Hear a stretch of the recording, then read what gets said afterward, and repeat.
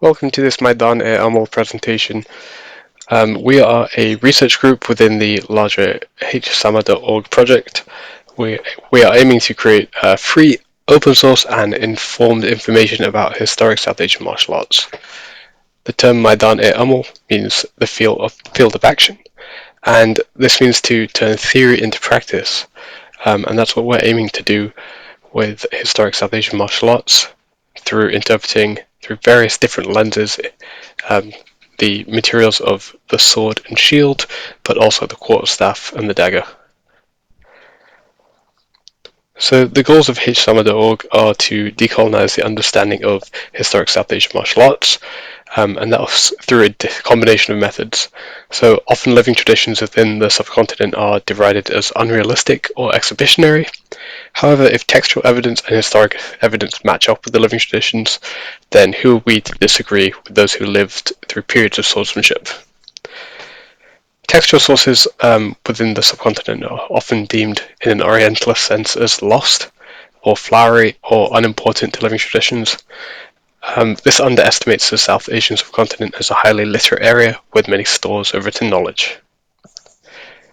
To understand how uniquely South Asian weapons led to uniquely South Asian strategies, we'll also be looking at the type and construction of swords, and interpreting them through different lenses because they are inherently unique to the historic, social and cultural environments of the South Asian continent. The goals of Maidan-e-Amal specifically are to demonstrate the historically widespread, continuous and joint understanding of a certain strategy of swordsmanship. We're terming this as Hindustani Common Fencing, based off of the texts that we found having commonality. It's often ignored how incredibly diverse the subcontinent is and its people, yet despite this massive diversity, we're able to demonstrate continuity of an understanding across a huge area. If we're looking at the European equivalent of this area, this would be Scotland to Spain, north to south, and Spain to Poland, west to east. And if we think about all the traditions within Europe and within that area and all the varying traditions, it's quite amazing that we've been able to find as much evidence as we have about some continuity. We'd also like to understand the system of Hindustani Common Fencing for the purpose of decoding specific texts, and a lot of these texts provide strategies to defeat Hindustani Common Fencing. We actually have a equivalent within HEMA. For example, the text I-33 is often called like it's a sword and buckle text that's often described as a strategy to defeat methods of common fencing of the time, and we're looking to do the same thing. And many Hindustani texts require a Hindustani understanding of swordsmanship to begin to interpret them. This is the long-form presentation that I'll be covering largely swordsmanship. We'll be splitting it up into 4 presentations in total. Short-form content will be released soon. We're trying to have all of our less accessible information out there first before we release too much social media content. References are available on request. This is still a relatively accessible presentation, but we do have a very long reference list and lots of historic references for you to take a look at.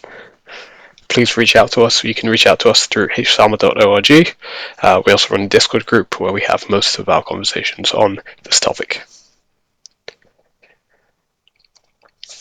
So Hindustani Common Fencing, we're looking at the period of 1550 onward. And if we're defining the region of Hindustan, or the Hindustani region, I should say, we're looking at this area within the South Asian subcontinent. So a brief timeline of the development of the Hindustani region. So up to 1200 AD, we have the Vedic to medieval period, and so this is largely various Hindu types of beliefs and local beliefs and languages. And there's a wide variety of weaponry and swords and military groups within this period. It's largely understudied and something we would like to get around to. From 1200 to 1526, we're looking at the Delhi Sultanates, and so these are Islamic Turkic rulers who concretely developed the Hindustani language. They sometimes control the Deccan, often not. And then from 1526 to 1750, we're looking at the Mughal Empire. So that is Islamic Timuric rulers. They're able to control most of the subcontinent. They consider themselves Timuric and the descendants or the son-in-laws of Timur. They call themselves Gurkhani to mean that. We call them the Mughals because they also come from Mongol heritage, and within the English-speaking worlds, that's what we've latched onto. But they themselves consider themselves Persianate and Timuric. During this period, the Hindustani language becomes the lingua franca in the Gangetic Plains, and the sword and shield, the talwar and dal, they become the standard weaponry. From 1750 to 1858, we have the Gardi ka Waqt, and so that means the time of misfortune. And this is South Asia's Warring States period. So this is the Mughal Empire disintegrating and various successor states forming. So we have the Marathas, Mysore, the Sikh Empire, the Awadh state, and the East India Company controlled regions, as well as various other groups. This culminates into 1857 in the Sepoy Rebellion, which D.A. Kinsley calls the last great sword war. 1858 to 1947 is the British Empire's direct rule through the Crown, and so this is no longer the shareholding stock company of the East India Company. They have now been subsumed into the British Empire and the British Crown. This is direct rule over the South Asian subcontinent that grants some autonomy to princely states, and these princely states is where we find most of our texts. However, the Indian military, the main force of it, is actually subsumed into the British military, and it's run by largely British officers, and they encourage the upkeep of native sword training, and we see that through their journals. And then in 1947 to present day, we have the independence of the South Asian subcontinent from the British Crown and other colonial forces. And this happens through a number of partitions, for the partition of India and Pakistan, later into Bangladesh. The partition of Punjab is particularly well documented, especially the sword violence and battles. And so we consider 1947 the end of our historic South Asian martial arts period. Just to look at the geography we're talking about when we say the Hindustani region, we see the Indo-Gangetic Plains here, and this is where we see a consistent Hindustani language built. So that's the two registers of the same language of Hindustani, Hindi and Urdu. And we also see closely related languages that influence various dialects of Hindi and Urdu. So we see Punjabi, Bhojpuri, Gujarati, etc. And they exist across this area also.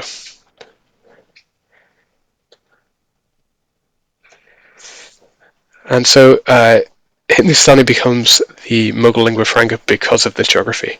Now, the Mughals come from the Central Asian plains, and they are largely what's considered a horse people, and so they're able to control this large, flat area of the Indo-Gangetic Plains, and Hindustani acts as a military administrative language.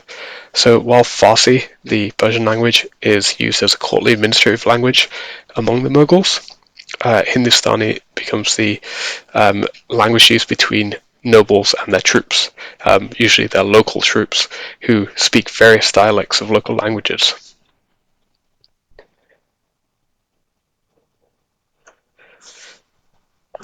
We can also map that previously held area of the Mughal Empire, so this yellow area here. from 1605 against our living traditions and our textual sources that we found. So you can see in blue there the textual sources. At the furthest south, they reach the bottom of the yellow area here, the area of the Deccan Plateau. And the furthest north there, they actually reach into what is modern-day Pakistan. If you look at the living traditions, the furthest north of the living traditions that we have video evidence for actually reaches close to the north of the yellow area here, and even into the early Mughal Empire of Babur. And in the far east there, you have Bangladesh and what is now Bangladesh, and historically Bengal Suba, Bengal province, and their living traditions, which is a vital part of the Mughal economy.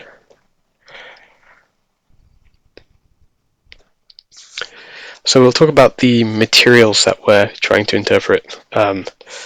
So we're trying to interpret with Hindustani Common Fencing the sword and shield. And so if we try to interpret these materials without a lens, without a historic way of looking at those materials, we end up with some problems. So the interpretation of material culture is highly informed by social and economic activities. The activities we do on a daily basis inform how you're going to use that sword or shield. And so an example of this is the use of the machete in the Caribbean and the UK. And you can see, if you were to Google the use of machete in both areas within violent conflict, they use those machetes differently.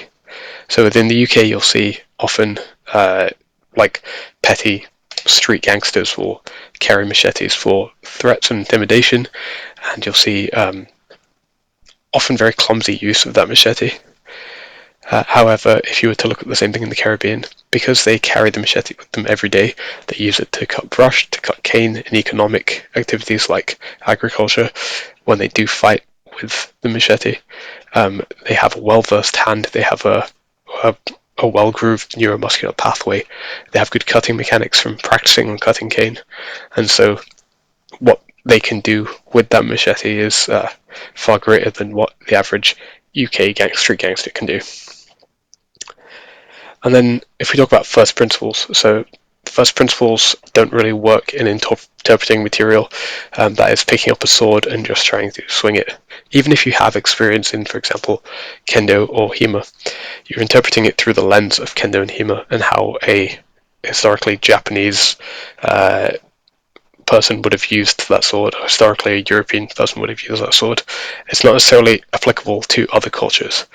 Within sword communities, we do say that swords will cut regardless, but this doesn't really take into account that certain swords have certain material limitations in their construction. An example of this is that the law uses a specific type of hilt, a disc hilt, which can be quite uncomfortable for those used to using epis, for example, where they can extend the wrist. And this is because we carry cultural baggage and assumptions as interpreters of material. Another not really talked about type of assumption or cultural baggage is the lack of understanding of the psychological effect of fighting with sharps. So when we fight with blunt swords padded up with helmets on, we take risks that we wouldn't necessarily have taken if we had used a sharp sword. A sharp sword, you're trying to maintain your life first and foremost. You're not trying to gain a point on the opponent.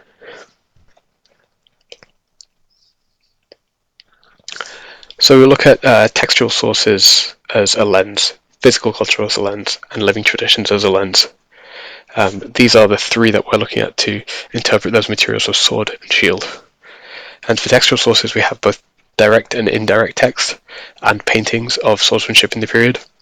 For physical culture, we are looking at the forms of physical activities they performed, as well as the exercises of the period. And for living traditions, we're looking at the still existing styles of swordsmanship originating from that period and still existing within the region today. So to elaborate on some of these lenses for interpreting these materials, if we were to look at textual sources, including paintings, these are written and painted by those living and experiencing periods of widespread swordsmanship, and so they should be considered truthful in their beliefs. However, their beliefs are not necessarily what is true, it's just true what they believe. The texts themselves often lack detail or description of common fencing, of how the everyday fencer would have fought. And that's because they are written by wealthy individuals and only depict their techniques or behaviors, only those who could afford to have such manuscripts written. If we were to talk about the lens of living traditions, so most living traditions within the South Asian subcontinent now are either stick games or exhibitions. And so stick games do not take into account the considerations of blade geometry, hilt design, or the danger of encounters. You're trying to gain a point on your opponent. Your stick, you can hit them with any part of the stick in whatever manner is acceptable, and you will gain a point. And in using the stick, you may be able to do things that you wouldn't necessarily be able to do with a different hilt shape, for example, the disc hilt. If we talk about exhibitions, there's lots of exhibitions that you'll see of people using Indian swords, doing backflips and other things that appear to be quite recent and appear to be demonstrations of more bravery in sword handling than actual use in a combative environment. And most living traditions carry myths built up over time that are not necessarily demonstratable. And so we're looking to demonstrate those through sparring, which with period appropriate sword forms. They may still be blunt, but they are within the the specifications of swords at the time. And the last lens would be physical culture. So physical culture training centres still exist in the subcontinent. These are called akharas, and so akharas are now focus exclusively on wrestling, but there is many sources that talk about akharas training swordsmen, and they used to be the place that swordsmanship was taught and developed. They still use traditional training methods from the period. So we'll see the mace or the gada be used even today. And they still do teach a subset of Indian martial arts in wrestling. Wrestling is one of the oldest Indian martial arts that we have evidence for. So let's talk about these materials that we are trying to interpret. So here we have the sword and the shield, and so this is the Talwar and Dal. So just to talk about the Talwar first. So I won't get too far into the details on these images. These are courtesy of Mandarin Mansions, and they've used historic text that is actually written by one of the contributors of the manuals that we're using as a textual source for our interpretation. And so you see on the left hand side the sword form, the talwars often have a curve to them. There are straight swords called saifs and farangis, but most of the antique examples we have today are the curved sword. And on the right hand side you'll see the specific hilt design has a disc at the base of the pommel, and so these disc hilted pommels and the overall tightness of holding one of these swords we believe changes how swordsmanship would have been performed just from those material limitations. So let's talk about the limitations specifically. So we've noticed that the curve reduces the distance of swordplay, and so shields and secondary weapons become optimal for parrying. And we also see that within paintings. And then the tight hilt and the disc pommel prevents too much wrist extension, what the British sources call false wrist play. and it favours the drawing cut, especially as the disc itself can be used to pull through a target. And the drawing cut favours a change in chambered position, so that's throwing your cut from, for example, your right shoulder to your left shoulder, and pulling through the target, and changing your position of chambering to the other shoulder. And another thing to note is that these swords are both a cavalry sword and an infantry sword, and so because of the aforementioned Indo-Gangetic plains, there is a large area in which horsemen can ride between, and so because horses are so vital to the Mughal economies, the use of specific cavalry swords are vital to the Mughal economy. Let's also talk about shields. So shields historically are called dals or separs, and they become common through the Mughal period. They're made of rhino hide or metal, or even sometimes turtle shell. 2 to 3 straps are used, and we often see the smaller bucklers in later periods. These are held to 2 straps, and they become more common as firearms become more common. An interesting note is that the term sepoy that the British use actually comes from the term sipai, which is derived from sipagar, meaning shield holders.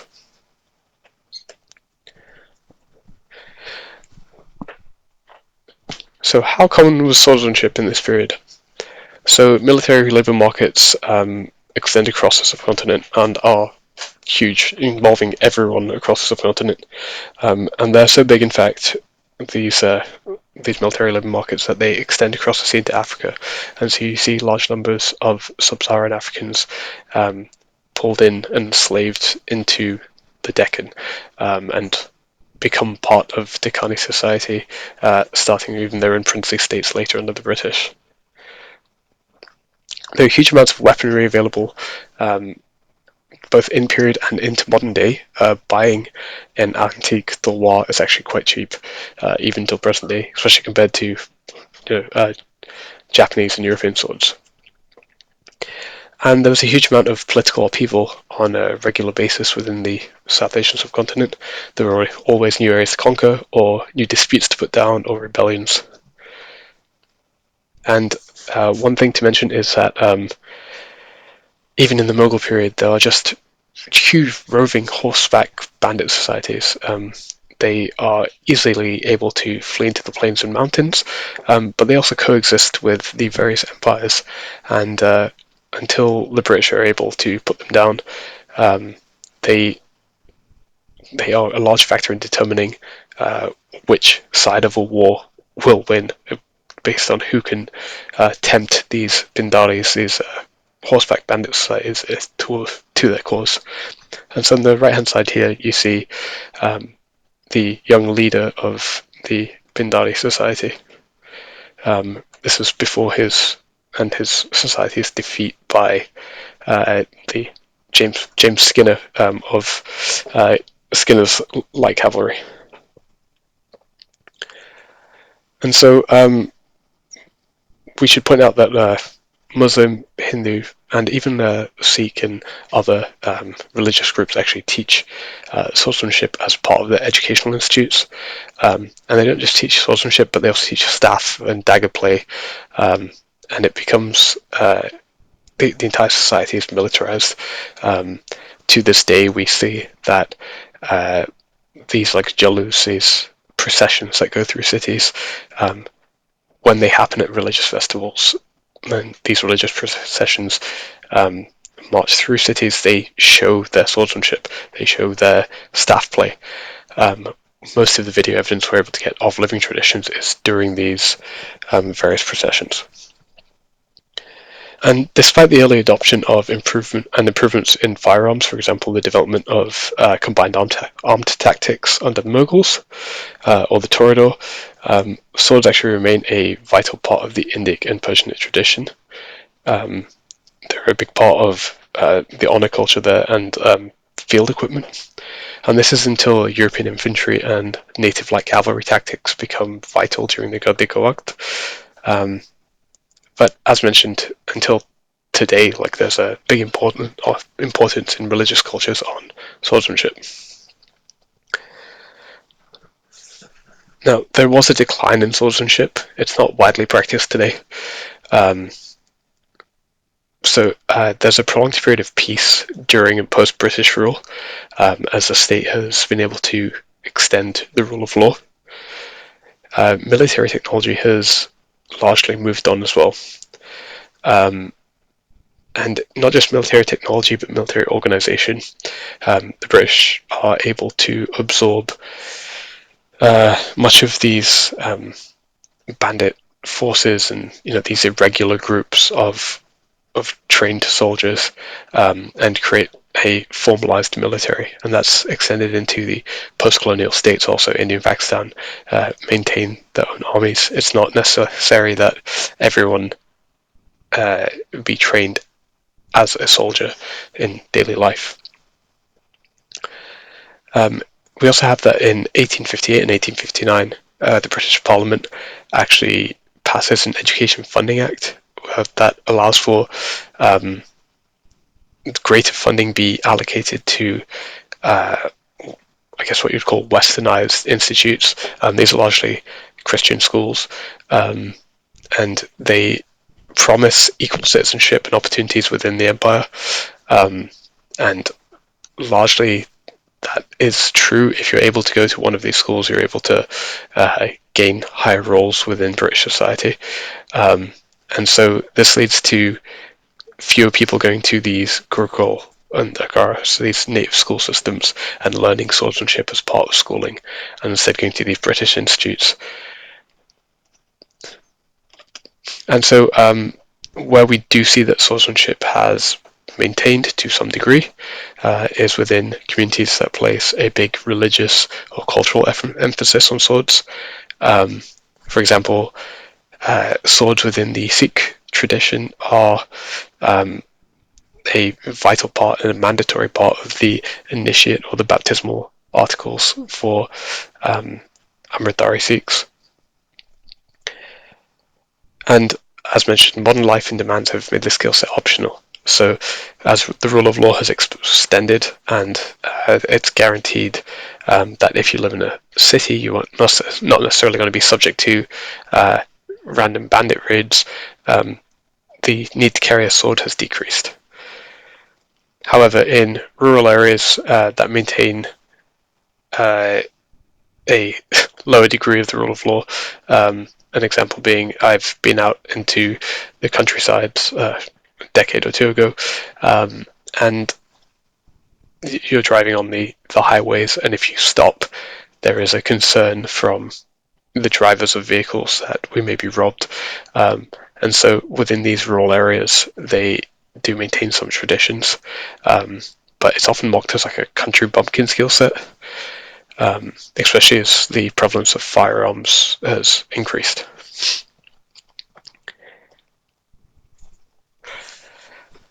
Let's talk about textual evidence.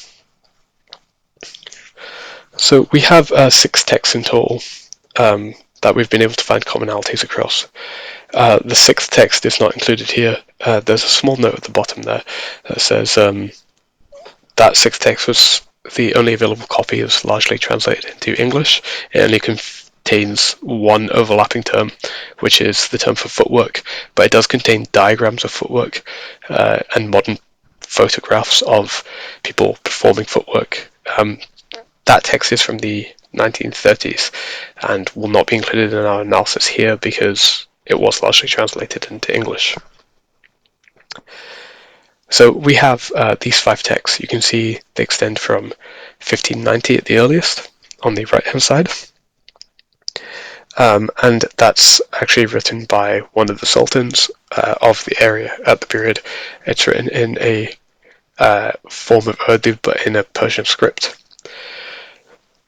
and it contains a number of paintings with on the back of them descriptions of footwork or strikes. It has some rare weaponry like the gauntlet sword, which is an interesting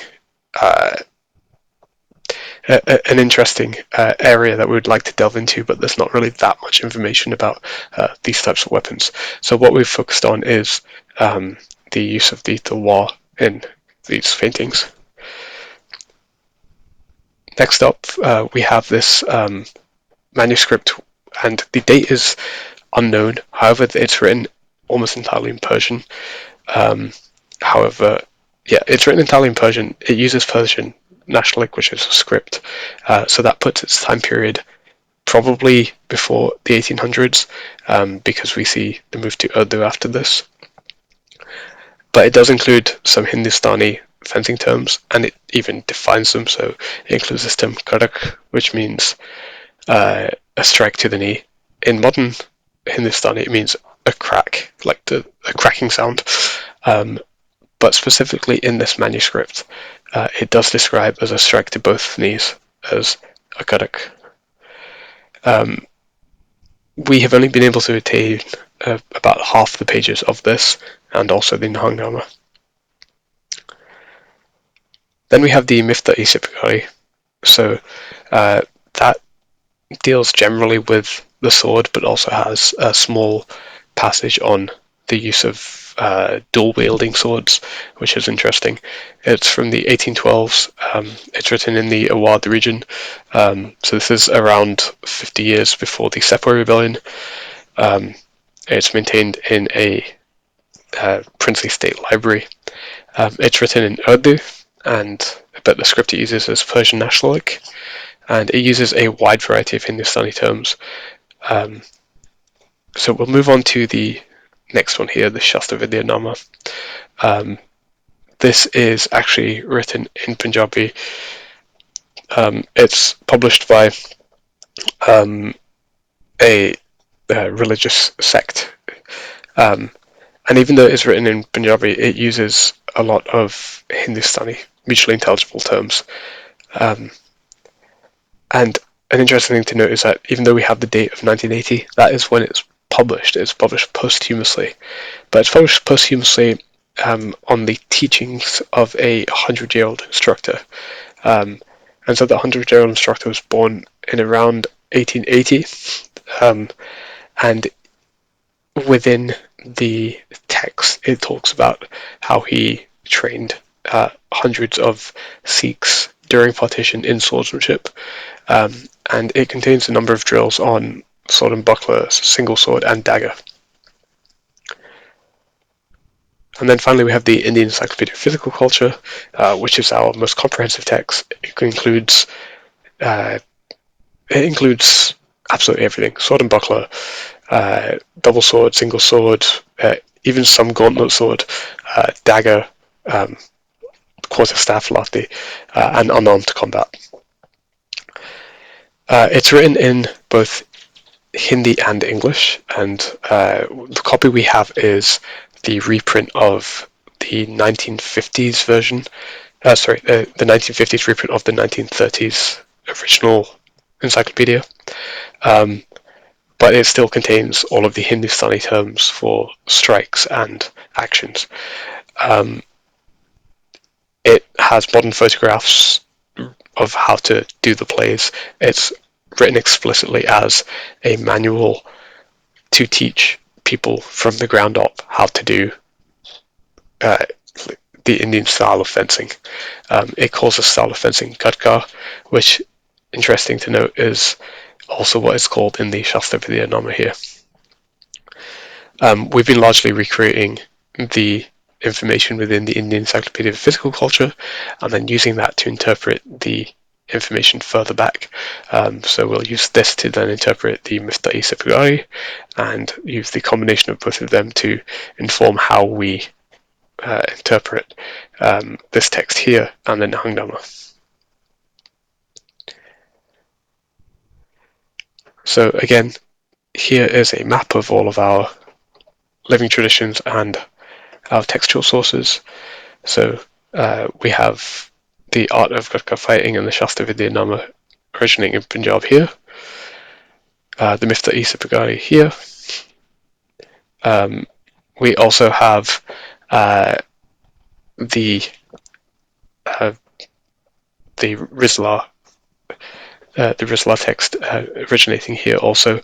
The Indian Encyclopedia of Physical Culture originating here, and then the Nahangnama originating here, far south.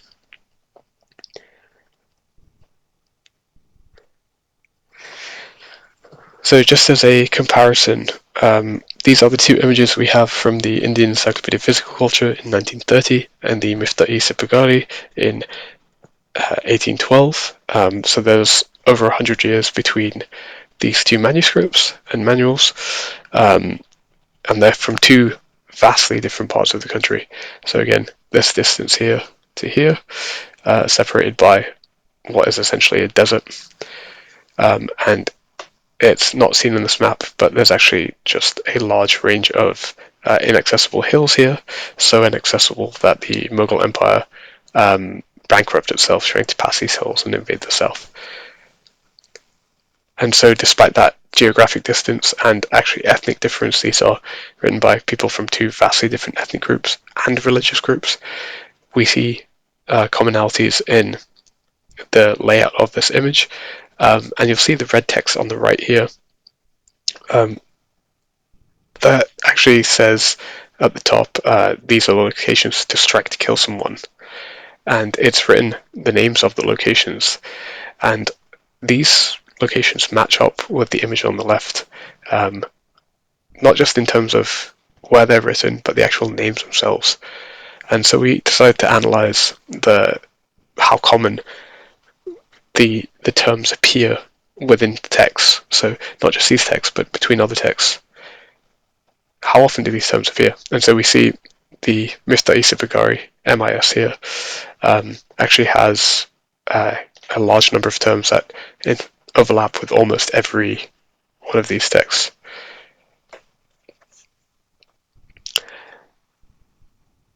And so we have a table that shows us what overlaps, but also what they mean. So we've been able to look up both the literal meanings and the technical meanings in reference to within the Indian Encyclopedia of Physical Culture, which gives us an idea of where to strike, and the Mifta-e Sipagari, but also within period dictionaries. Period dictionaries written by the British do cover a lot of swordsmanship. They were trying to understand who they were fighting. The British were trying to understand who the enemy was, and so that was a large part of conquering the South Asian subcontinent, was understanding their military terms and translating military texts. So here, interesting terms to note are tamacha here. So tamacha means, in modern Hindustani, it actually means a slap or a sharp blow. And within the Indian Encyclopedia of Physical Culture, it means a strike from your right to the receiver's left, usually across the neck. And that's actually echoed in the Shastra Vidyanama, which describes this exactly. It says tamacha means this exactly, a slap to the left of the receiver's head. And the Mifta-e Sipagari has the same term written in the same location. And so we are able to match up these terms throughout history. Now you may notice that the Nahangnama is quite sparse on these terms. We think that's maybe a dialect issue. So within the period of 1590,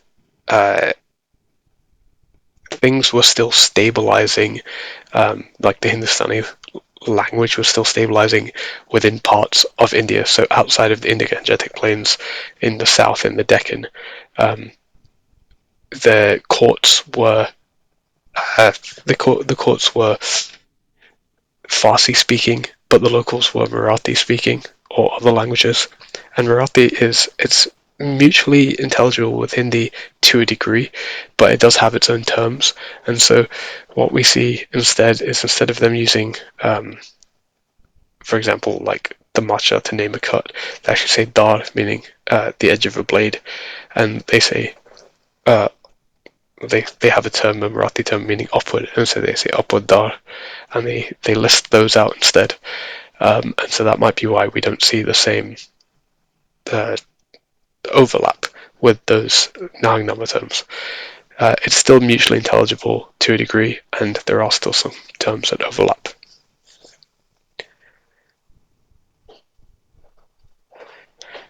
So we decided to take the Indian Encyclopedia of Physical Culture and its photographs of plays and try to recreate them into solid play. What we ended up recreating was actually just one of its initial training exercises, which it's explicit about being a training exercise. It's to get people used to moving in the way of an Indian swordsman. And so that's what you'll see now. I've voiced out what the cuts are called, and we will then compare this against the corresponding living traditions, the Hazara and Arya Dal living traditions, where they also call out these cuts. Again, an interesting thing to note is the Hazara tradition is far north, bordering Afghanistan, and the Arya Dal is around the Delhi area, and the Indian Encyclopedia of Physical Culture is actually somewhere close to the coast and in the southern regions in the Gujarat area. So this is quite a vast geography that these have overlap in.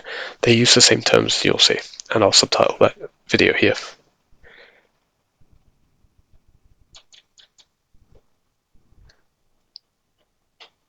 So that's the end of our first presentation.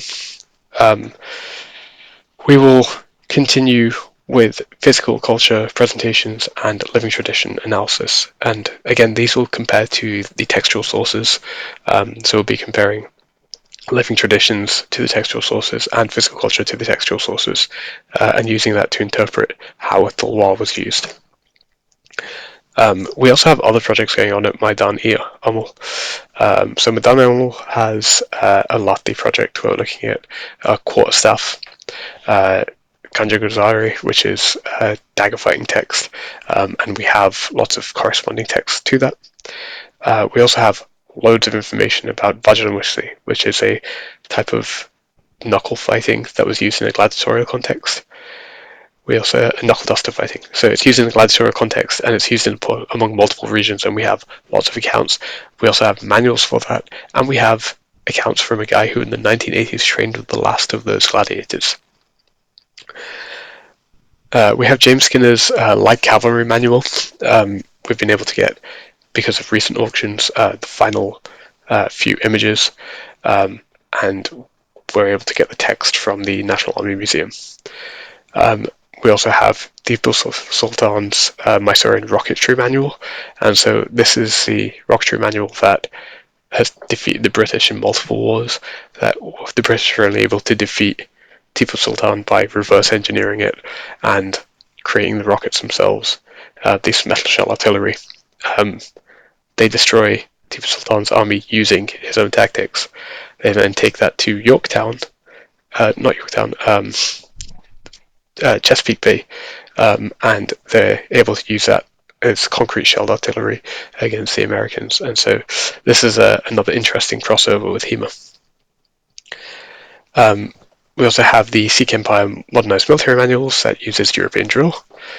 We have the Mysorean infantry regulations that again use European drill, and we also have a number of texts on the construction of swords.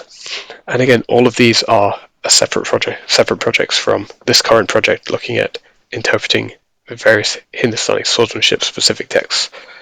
So if you're interested in getting involved with Maidan-e-Amal, reach out to us again via hsama.org, and it'll be great to have you. Thanks.